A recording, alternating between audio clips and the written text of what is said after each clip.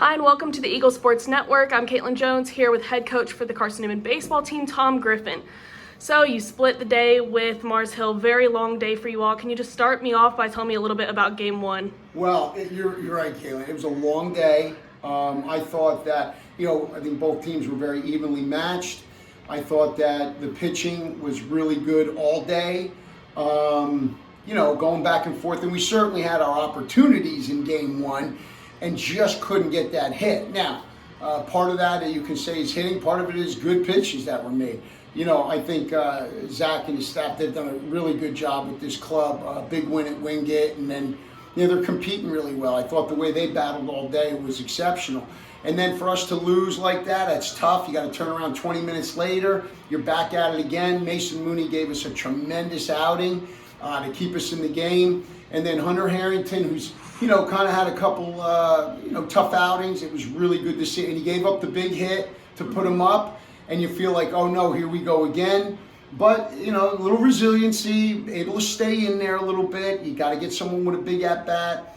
Nelson Smith with that. And then obviously at the end here with James Denton.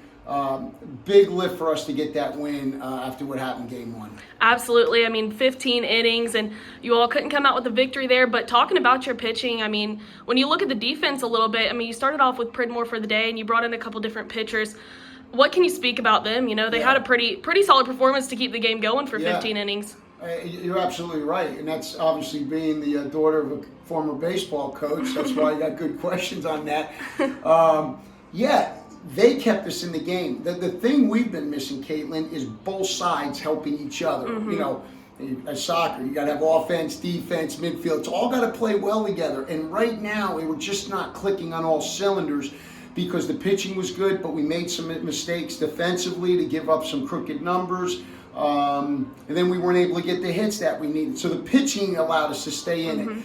At some point, we feel like it'll click where the offense is, you got guys throughout the lineup contributing, and you got pitchers just doing what they're capable of. Like we said, be the best version of you. Don't try to do anything more. And I thought in that game, in the second game, it was like really good job on their pitcher part. Really solid pitcher, fastball slider guy. Slider was really devastating. But I felt like guys were trying to do too much. And that's what happens when we press. We're trying to do more than we're capable of. We get out of our plan. And that's just something we got to keep learning, and we got to keep talking about as a staff. Absolutely. So definitely a long day for you all, extra innings into both games. What's the mindset going into tomorrow? I know you got some guys who are going to be tired, but what are you all thinking as you're heading into this last game? Well, first we want to enjoy wins because sometimes they're hard to come by. When they do, we want to celebrate them. So you got to enjoy it, and we try to enjoy it afterwards. And then once they wake up tomorrow, it's a new day. We worry about one pitch at a time. Process over results, and again, review some things so we're at least covering our bases as far as some of the mistakes we've made to try to learn from. Now, we don't do that after games. We try to do it maybe the next day or wait for our next training day, but we got some things we still got to work on. But we know it'll be a competitive game because I think, like we see with Mars Hill, man, it's a tough, resilient bunch. Absolutely. Well, congratulations on that second game, that second win today. And we'll see you back here tomorrow. Thanks for watching the Eagle Sports Network.